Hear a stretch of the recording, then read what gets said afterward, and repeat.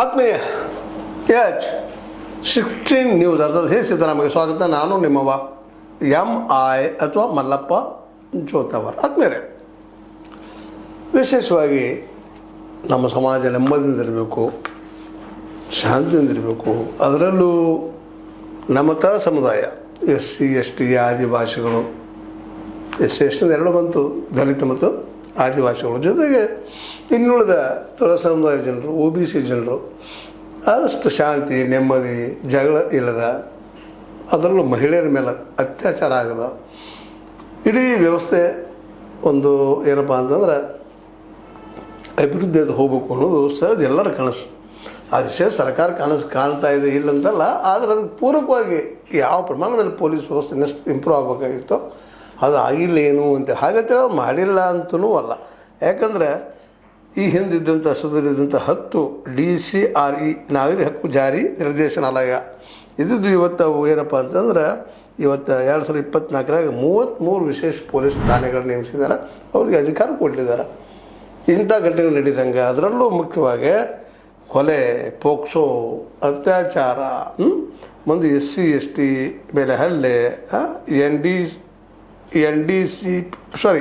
NDPS ಮತ್ತು ಮಹಿಳೆಯರ ಮೇಲೆ ಲೈಂಗಿಕ ದೌರ್ಜನ್ಯಗಳು ಇಂಥವೆಲ್ಲ ತಡಿಬೇಕು ಅನ್ನೋದು, ಗಲಭೆ ತಡಿಬೇಕು, ಜಗಳ ತಡಿಬೇಕು ಮಾಡಿದ್ದಾರೆ. ಆದರೆ ಇಷ್ಟೆಲ್ಲ ಮಾಡಿದರು. ಇನ್ನೊಂದು ಭಾಳ ಒಳ್ಳೆಯ ಕೆಲಸ ಮಾಡಿದ್ದು ಪೊಲೀಸ್ ಇಲಾಖೆ, ಮನೆ ಮನೆಗೆ ಪೊಲೀಸ್ ಅಂತೇಳಿ 2025ರಲ್ಲಿ ಮಾಡಿದ್ದಾರೆ. ಅದರಿಂದಾಗಿ ಒಂದಿಷ್ಟು ಪ್ರಕರಣಗಳು ಹೆಚ್ಚು ಬೆಳಕಿಗೂ ಬರ್ತಾಯಿತ್ತು.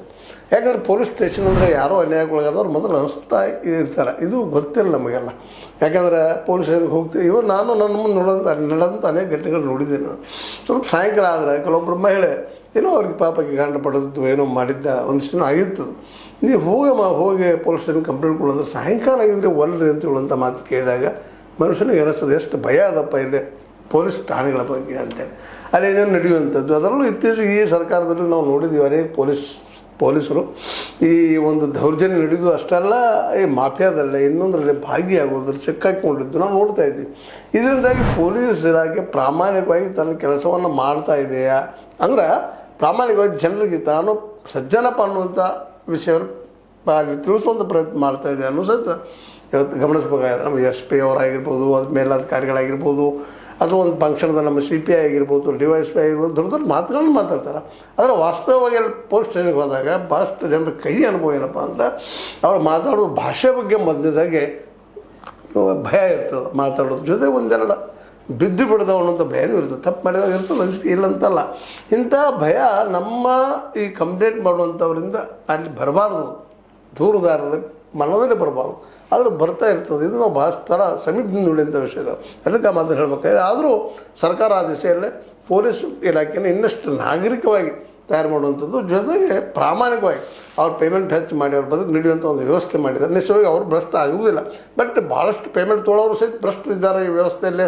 ಯಾಕಂದರೆ ಅನೇಕ ನಾವು ಲೋಕಾಯುಕ್ತ ದಾಳಿಯನ್ನು ಇನ್ನುಳಿದು ನೋಡಿದಾಗ ದೊಡ್ಡ ದೊಡ್ಡ ಅಧಿಕಾರಿಗಳು ಕೋಟಿಗಟ್ಟಲೆ ಗಳಿಸಿದ್ದನ್ನು ನೋಡಿದಾಗ ಸಹಜ ಅನಿಸ್ತದೆ ಎಷ್ಟು ಪೇಮೆಂಟ್ ಮಾಡಿದರೂ ಇವ್ರಿಗೆ ಕಡಿಮೆಪ್ಪ ಅನ್ನುವಂಥದ್ದು. ಅದೇನೋ ಇರಲಿ, ಪೊಲೀಸರು ಮಾತ್ರ ದೊಡ್ಡ ಮನಸ್ಸು ಮಾಡಿ ಈ ದಿಶೆಯಲ್ಲಿ ಇನ್ನಷ್ಟು ಜನರ ಸಮೀಪ ಹೋಗುವಂಥ ಕೆಲಸ ಆದರೆ ಇವು ಹೆಚ್ಚಳ ಆಗುವಂಥವು ಯಾವಪ್ಪ ಹೇಳಿದವಾಗ ಕೊಲೆ ಆಯಿತು, ಪೋಕ್ಸೋ ಆಯಿತು, ಅತ್ಯಾಚಾರ ಆಯಿತು, SC ST ಮೇಲೆ ಹಲ್ಲೆ ಆಯಿತು, NDPS ಆಯಿತು ಅಂದರೆ ಗಾಂಜಾ ಅಂತಂದು ಸೇದೋ ಜನ ಹುಡುಗರು ಇವತ್ತು ಹೆಚ್ಚಾಗ್ತಾ ಇದ್ದಾರೆ. ಆ ಫೀಲ್ಡಲ್ಲ ಯಾರು ತಂದು ಕೊಡ್ತಾರೆ, ಯಾರೋ ಸೇರ್ತಾರೆ, ಏನೋ ಮಾಡ್ತಾರೆ. ಅಲ್ಲಿ ಯಾರೂ ಇಲ್ಲ. ಕೆಲವೊಮ್ಮೆ ಪೊಲೀಸರು ಅದರಲ್ಲಿ ಇನ್ವಾಲ್ವ್ ಇರ್ತಾರಂತೂ ಸುದ್ದಿಗಳು ಸಾಕಷ್ಟು ಬಂದಿದ್ದಾವೆ. ಈ ಎಲ್ಲ ನೆಲೆಗಟ್ಟಿನಲ್ಲೇ ನಾವು ಇವುಗಳನ್ನ ನಿಯಂತ್ರಣ ಮಾಡುವಂಥ ಕೆಲಸವನ್ನು ನಮ್ಮ ಪೊಲೀಸ್ ಇಲಾಖೆ ಮಾಡಲಿ.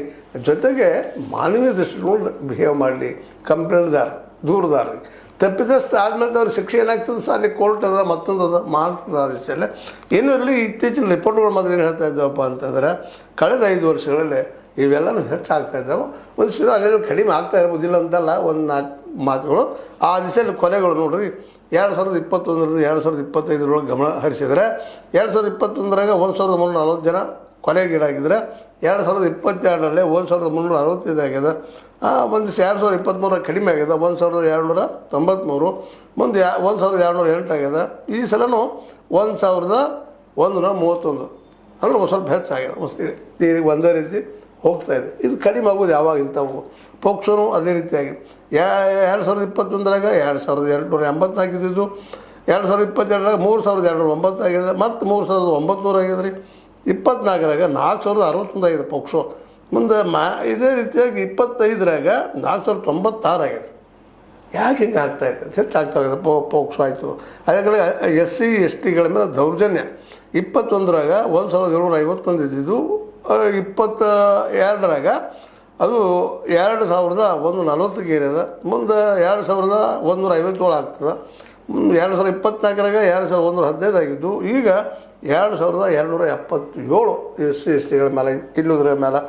ಅದೇ ಕೆಳಗೆ NDPS ಒಳಗೆ NDPS ಒಳಗೆ 2021ರಾಗ 5789 ಇದ್ದಂಥದ್ದು ಇಲ್ಲಿ 6406 ಆಗಿದೆ. ಮುಂದೆ 23ರೊಳಗೆ 6768 ಆಗ್ಯದ. ಮುಂದೆ 2024ರಾಗ 4168 ಆಗ್ಯದ. ಈಗ 2025ರಾಗ 5930. ಹಿಂಗೆ ಎಷ್ಟಾಗ್ತಾ ನಡೀತಾ ಇದ್ದಾವೆ ಇವೆಲ್ಲ ಈ ದೌರ್ಜನ್ಯಗಳು. ಜನರ ಮೇಲೆ ಆಗೋದಾಗಿರ್ಬೋದು, ನಡೆದ ಘಟನೆಗಳಾಗಿರ್ಬೋದು, ಎಲ್ಲ ನೋಡಿದಾಗ ಪೊಲೀಸರು ಇನ್ನೂ ಭಾಳಷ್ಟು ವರ್ಕ್ ಮಾಡಬೇಕಾಗಿದೆ. ಜೊತೆಗೆ ಅವ್ರಿಗೂ ಇನ್ನಷ್ಟು ಶಕ್ತಿ ಕೊಡಬೇಕಾಗಿದೆ. ಅದರಲ್ಲಿ ರಾಜಕೀಯ ಹಸ್ತಕ್ಷೇಪ ಆಗದಂಗೆ ಆಗ್ಬೇಕಾಗಿದೆ. ಯಾಕಂದರೆ ಇವತ್ತು ನೋಡ್ತೀವಿ ನಾವು ಎಲ್ಲ ಕಡೆನೂ ಈ ಒಂದು ಶಾಸಕರು ತಮಗೆ ಬೇಕಾದಂಥ PSIಗಳನ್ನು, ತಮಗೆ ಬೇಕಾದಂಥ CPIಗಳನ್ನು, ಡಿವೈಸ್ಗಳನ್ನು ಹಾಕ್ಕೊಳ್ಳೋಂಥ ಪ್ರಯತ್ನ ಮಾಡ್ತಾರೆ. MPಗಳಾಗಿರ್ಬೋದು, ಶಾಸಕರಾಗಿರ್ಬೋದು. ಇದರಿಂದಾಗಿ ಸಹಜವಾಗಿ ಈ ಶಾಸಕರ ಹಸ್ತಕ್ಷೇಪದಲ್ಲಿ ಇರ್ತದೆ ಅನ್ನೋದು ಫಿಕ್ಸ್ ಆಗ್ತದೆ. ಇದು ಆಗಬಾರ್ದು. ನೇರವಾಗಿ ಸರ್ಕಾರ ಯೋಗ್ಯರು ಯಾರಿದಾರ, ಪ್ರಾಮಾಣಿಕರು ಯಾರಿದಾರ ಅಂಥವ್ರಿಗೆ ಅಲ್ಲಿ ಆಯಾ ಏರಿಯಾದಲ್ಲಿ ನೇಮಿಸ್ಬೇಕಾಗ್ತದೆ. ಅದ್ರ ದುರಂತ ಏನಪ್ಪ ಅಂದ್ರೆ ಯೋಗ್ಯರನ್ನು ಯಾರು ಅಂತ ಕರೀದು ಅನ್ನೋದು ಸಹಿತ ಅಷ್ಟೇ ಕಷ್ಟ ಆಗಿಬಿಟ್ಟದು. ಯಾಕಂದ್ರೆ ಅಧಿಕಾರದ ಸಿಗುವವರೆಗೆ ಭಾಳಷ್ಟೇ ಮೆತ್ತ ಹೋಗಿರ್ತಾರೆ, ಹೋದ ಬೇರೆ ಆಗ್ತದೆ. ಇದು ಕಾರಣ ಈ ಆಯ್ಕೆ ಮಾಡೋಲ್ಲಿ ಭ್ರಷ್ಟಾಚಾರ ನಡೀತದೆ ಅನ್ನೋದು. PSIಗಳು ಆಯ್ಕೆ ಮಾಡೋವಾಗಿರ್ಬೋದು, ಪೊಲೀಸ್ ಆಯ್ಕೆ ಆಗಿರ್ಬೋದು. ಪೊಲೀಸ್ ಆಯ್ಕೆಲಿ ಏನಿಲ್ಲ ಅಂತ ಹೇಳ್ತಾರೆ, ಕೆಲವೊಮ್ಮೆ ನಡೀತದೆ ಅಂತ ಹೇಳ್ತಾರೆ. ಇನ್ನು PSIದಲ್ಲಂತೂ PSI ಆಯ್ಕೆ ನಕ್ಕಿ ಅದು ನಿಶ್ಚಿತವಾಗಿಯೂ ದುಡ್ಡು ಕೊಟ್ಟು ಹೋದವ್ರು ಹೆಚ್ಚಿದಾರೆ ಅನ್ನೋಂಥ ಮಾತುಗಳಿದ್ದಾವೆ.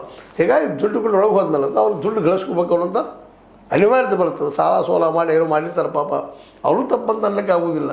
ಅದು ಒಳಗೆ ಹೋದ ನಂತರ ಅದಕ್ಕೆ ಇನ್ನೂ 10 ಪಟ್ಟು 100 ಪಟ್ಟು ಗಳಿಸ್ತಾರೆ. ಮತ್ತು ಬೇರೆ ಆದರೆ ಈ ರೀತಿಯಾದ ವ್ಯವಸ್ಥೆ ಇರೋ ಮುಂದೆ ಯೋಗ್ಯರಿಗೆ, ಪ್ರಾಮಾಣಿಕರಿಗೆ ಅಥವಾ ಪ್ರತಿಭಾವಂತರಿಗೆ ಆ ಫೀಲ್ಡ್ದಲ್ಲಿ ಅವಕಾಶಗಳು ಹೋದ್ರೆ ಇಂಥವ್ರು ನಡೀತಾ ಇರ್ತಾವೆ. ಜೊತೆಗೆ ರಾಜಕೀಯ ಹಸ್ತಕ್ಷೇಪ, ಜೊತೆಗೆ ಮನುಷ್ಯನ ಸ್ವಭಾವ ಹೆಚ್ಚು ಗಳಿಸ್ಬೇಕು, ನಾವು ಶ್ರೀಮಂತ ಆಗಬೇಕು, ಹೀಗಾಗಿ ಒಂದು ದಿನದಲ್ಲಿ ಕೋಟ್ಯಾಧೀಶ ಆಗಬೇಕು ಭಾವ, ಇವೆಲ್ಲ ಕಾರಣಗಳಿಗೆ ಇಂಥ ಘಟನೆಗಳು ಹೆಚ್ಚಾಗ್ತಾ ಹೊರಟಿದ್ದವು. ಇದರ ಬಗ್ಗೆ ಸಿದ್ದರಾಮಯ್ಯನವರು ಇವತ್ತು ನಾವು ಸಮಾಜವಾದಿಪ್ಪ, ನಾನು ಜನಸವಾಗಿದ್ದೀನಿ ಮಾಡ್ತೀನಿ ಅಂತ ಹೇಳ್ತಾ ಇದ್ದಾರೆ. ಇವೆಲ್ಲ ಕಂಟ್ರೋಲ್ ತರುವಂಥ ಕೆಲಸವನ್ನು ಅವರು ಮಾಡಲಿ. ಅನಗತ್ಯ ಕುರ್ಚಿ ಸಲ ಬಡದಾಡೋಕ್ಕಿಂತ ಇಂಥ ಕೆಲಸಗಳು ಲಕ್ಷ್ಯ ವಹಿಸಿದ್ರೆ ಇನ್ನೂ ಬೆಸ್ಟ್ ಆಗ್ಬೋದೇನೋ. ಯಾಕಂದ್ರೆ ಪೊಲೀಸ್ ಇಲಾಖೆ ಇದು ಪ್ರಾಮಾಣಿಕ ಅವ್ರಿಗೆ ಪೂರ್ಣ ಅಧಿಕಾರ ಕೊಟ್ಟರು. ಇದ್ರ ಮತ್ತೊಮ್ಮೆ ಹೇಳ್ತಾ ಇದ್ದೀನಿ ಅದನ್ನು.